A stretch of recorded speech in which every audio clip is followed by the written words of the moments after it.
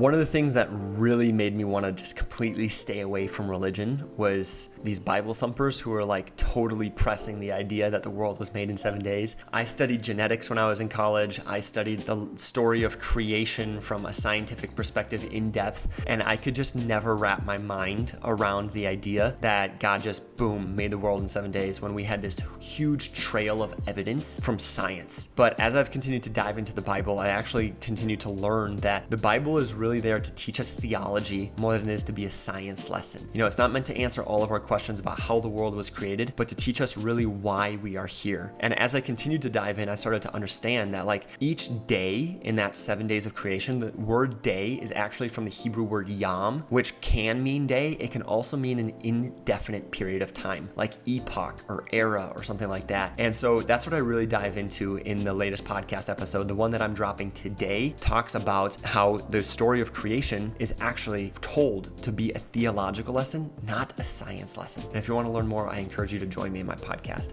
The link is in the bio below.